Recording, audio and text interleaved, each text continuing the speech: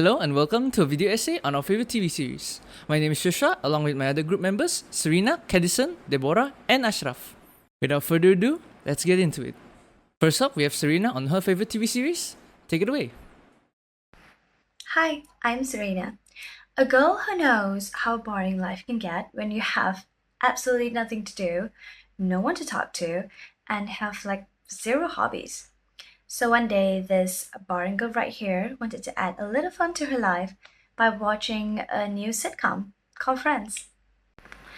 Honestly, at first, I was a little bit skeptical about the idea of committing to a show that has 9 seasons, and each season has about like 20 to 22 episodes, and each episode's about like 25 to 30 minutes.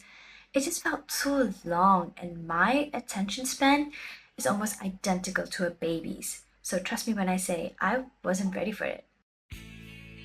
So, Friends is an American sitcom that revolves around six friends who live in Manhattan, New York City.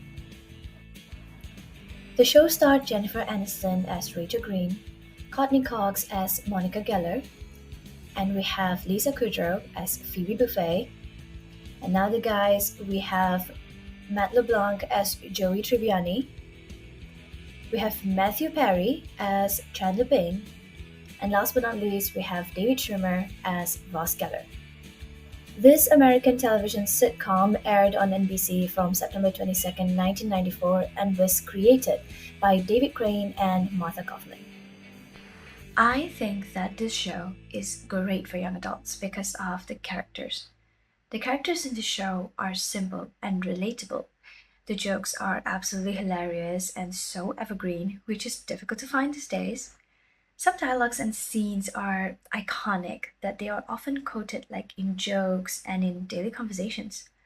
Like there is this one word from this one scene that became so iconic that people still use it these days.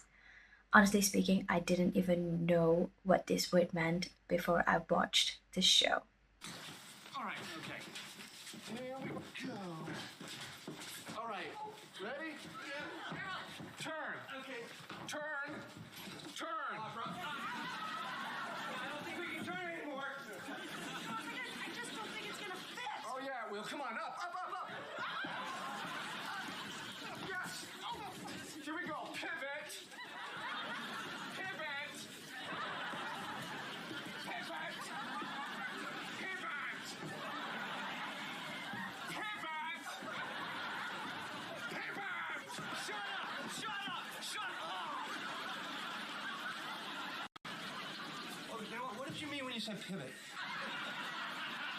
And now I overuse the word pivot anytime I can. As mentioned before, I said the characters are relatable. You know, as young adults, we tend to exaggerate things or even overreact due to constant stress, of course.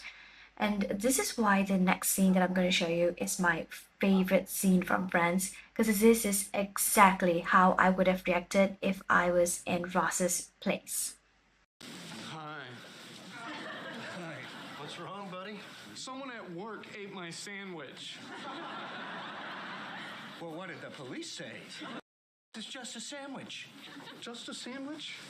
Look, I am 30 years old, okay? I'm gonna be divorced twice and I just got evicted. That sandwich was the only good thing going on in my life. Someone ate the only good thing going on in my life. I'm sorry. I believe I ate that. You ate my sandwich? It was a simple mistake. It could happen to anyone. Oh, really?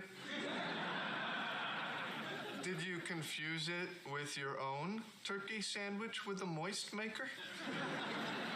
No. Do you perhaps remember seeing a note on top of it? There may have been a joke or limerick of some kind. That said, it was my sandwich. Now calm down. Come look in my office. Some of it may still be in the trash. What? Well, it was quite large. I had to throw most of it away. You threw my sandwich away. My sandwich? My sandwich? I have watched so many shows in my life. Different genres, different languages, you name it, I've probably watched it.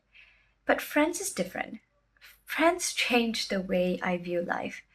I've watched Friends 9 times, and until today, I still laugh at every joke.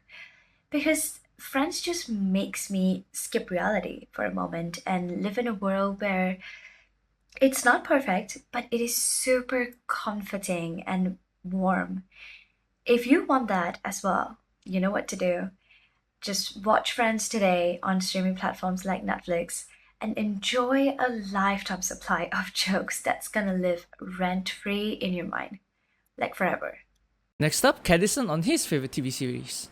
Well, let me give you a bit of backstory on how I discovered this show.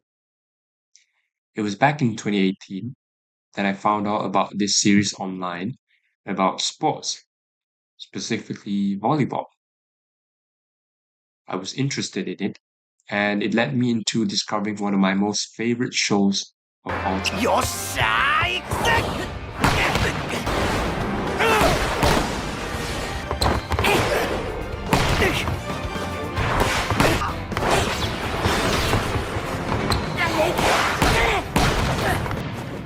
Haikyuu is essentially a sports anime following the journey of a boy determined to become a great volleyball player despite his small stature. In contrast, there is another character, which is the complete opposite of the main character, Hinata, who is a tall and talented player named Kei Tsukishima, or Suki. ブロックの完成を持ってくるくっつかずに下がっちまえお前を倒していく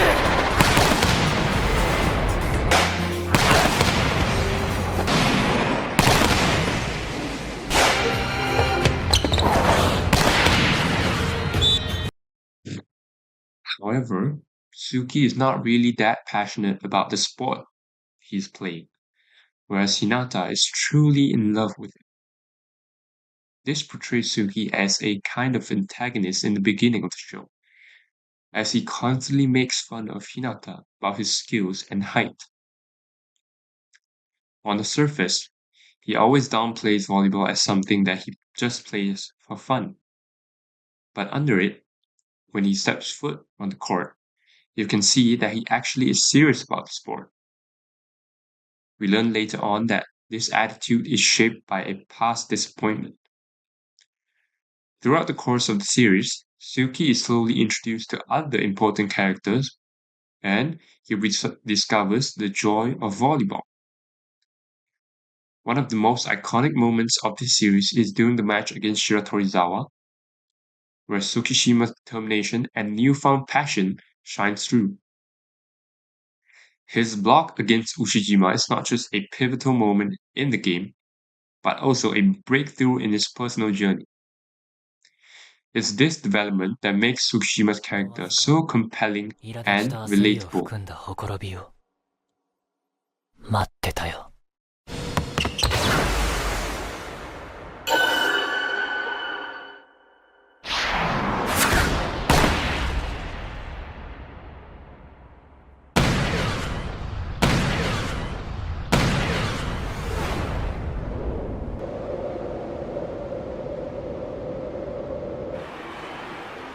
たかがブロック1本たかが25点中の1点たかが部活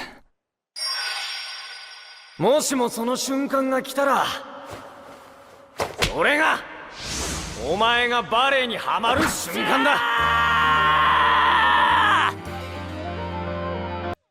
Another note that I would like to point out from the series is the lack of traditional antagonists within the show.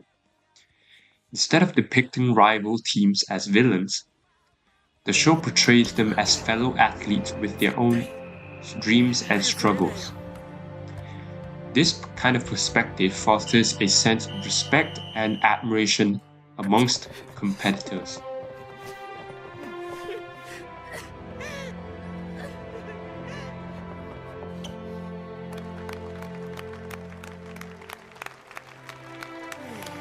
By showcasing the camaraderie and mutual respect between these different teams, Haikyuu teaches us that competition is not all about winning or losing, but about pushing ourselves to be the best that we can be.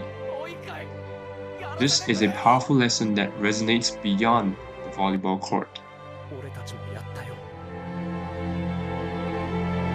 私たちもやってたよ。バレーボール。お前は俺の自慢の相棒で超すげえセッターだ。この先チームが変わってもそれは変わんね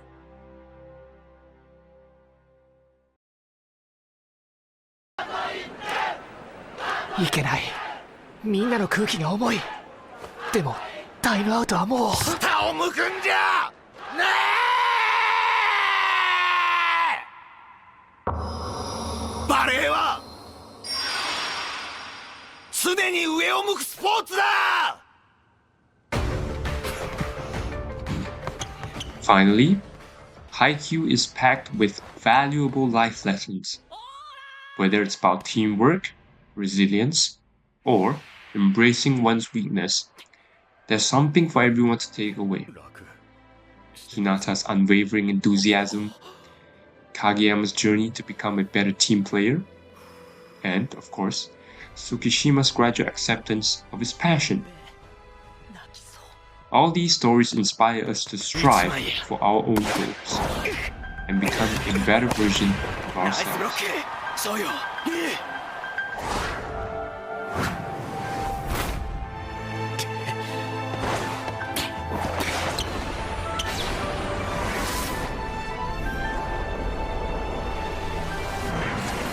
できる。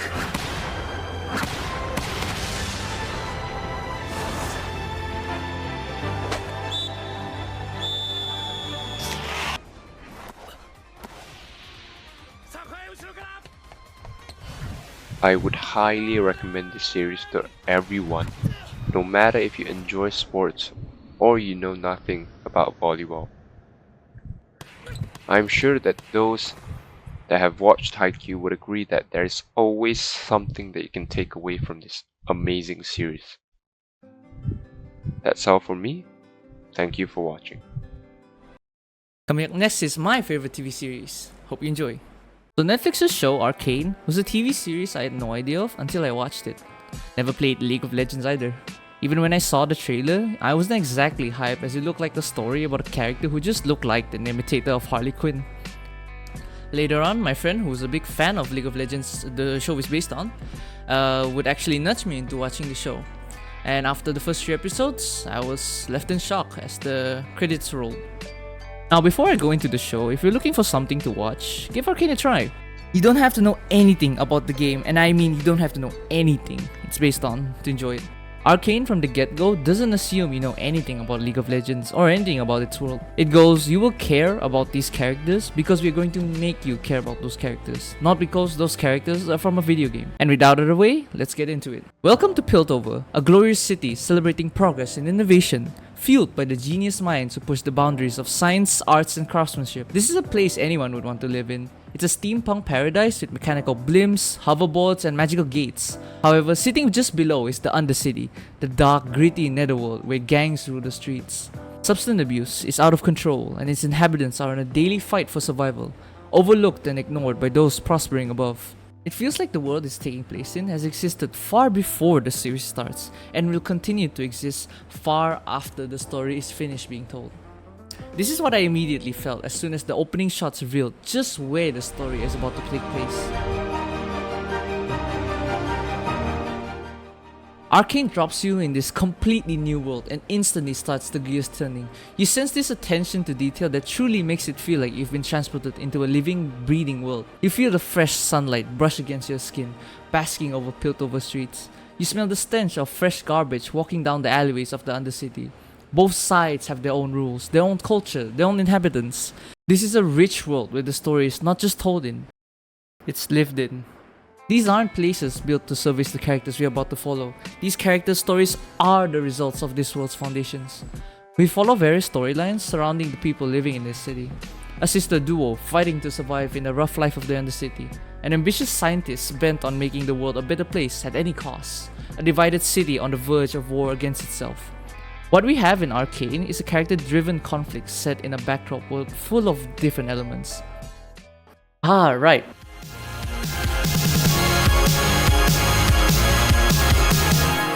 The animation is amazing.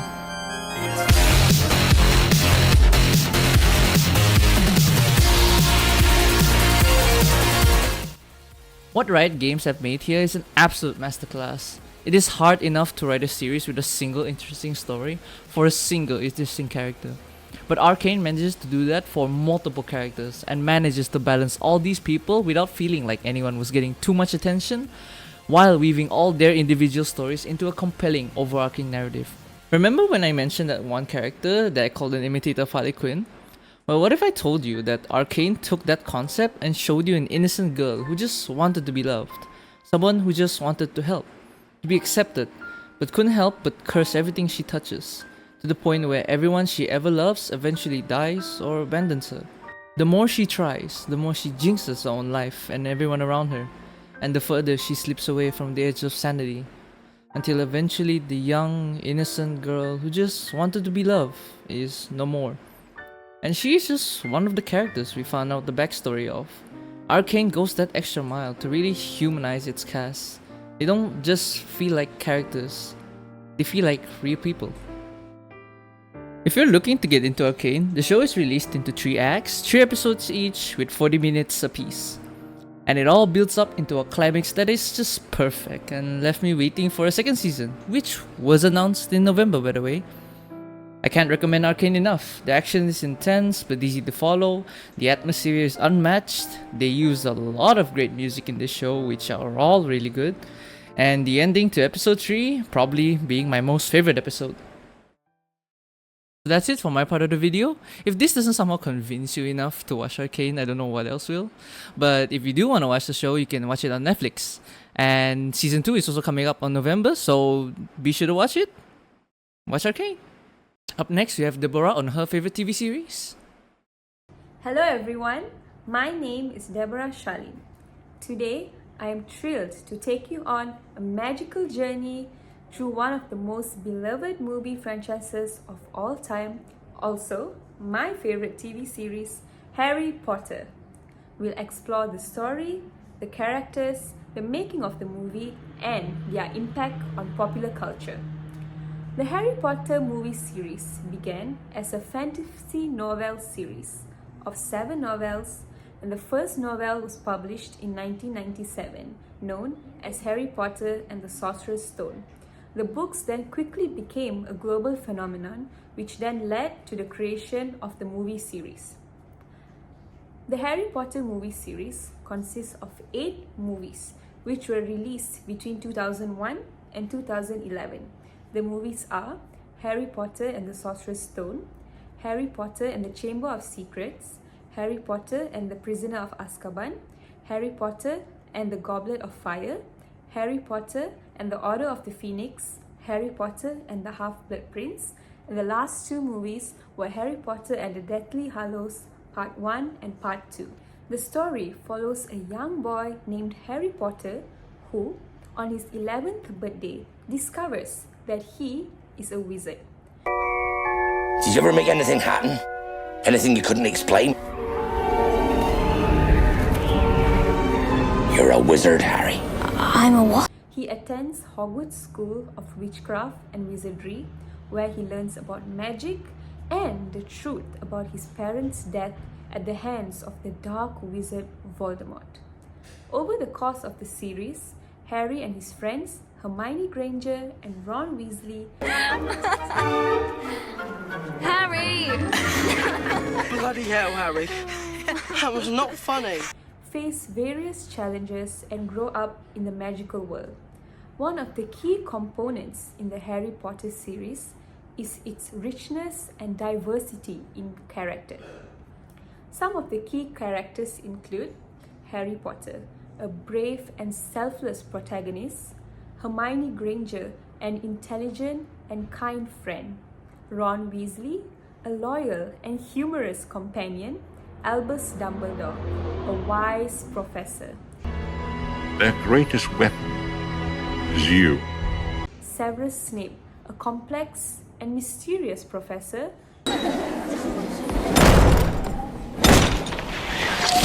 Turn to page 394. And Lord Voldemort, a dark and fearsome antagonist.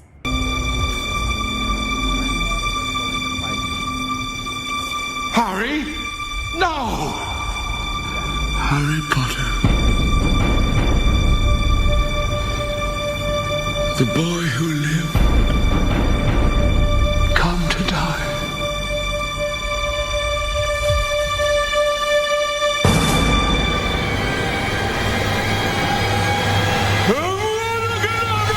The Harry Potter movies were a massive undertaking, with each movie requiring extensive special effects, detailed set designs, and a talented cast and crew.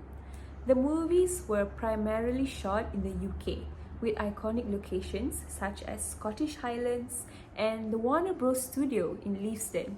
Directors such as Chris Columbus and Mike Newell brought their unique visions to life in this series. The Harry Potter movies are known for their groundbreaking special effects, from their Quidditch matches The quaffle is released, and the game begins!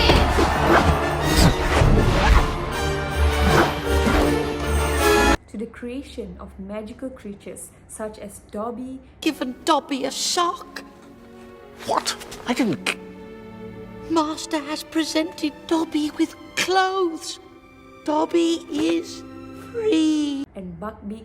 Now let him come to you. That's it. Slowly down. Slowly. That's it. The visual team brought the magic of the wizarding world to life.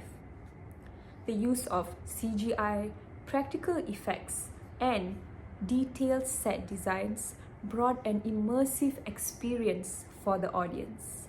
The impact of the Harry Potter movie series on popular culture is immense.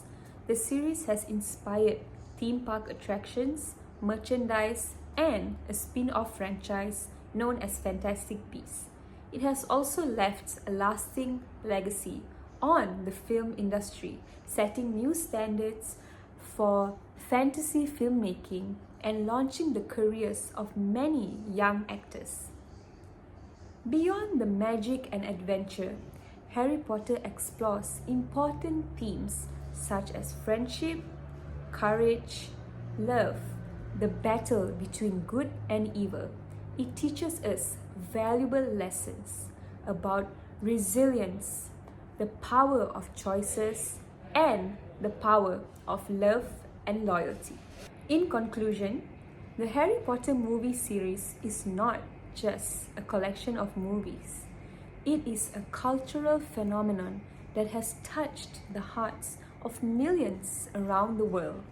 Its magic lies in its ability to transport us to a world of wonder and inspire us with its timeless themes. Thank you for joining me through the wizarding world of Harry Potter. Finally, Asyraaf will be ending this video with his favorite TV series. Hello people, I'm Asyraaf and today I will be telling you the greatest TV of all time.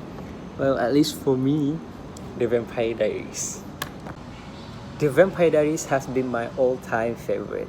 Just like Serena, out of boredom, I started to commit to this Vampire Diaries back in 2016 when I was in my high school, and until now, it's still my favorite TV series. I think I watched the whole series that consists 8 seasons, and each season got 20 to 24 episodes, and I think I watched the whole series 4 times now.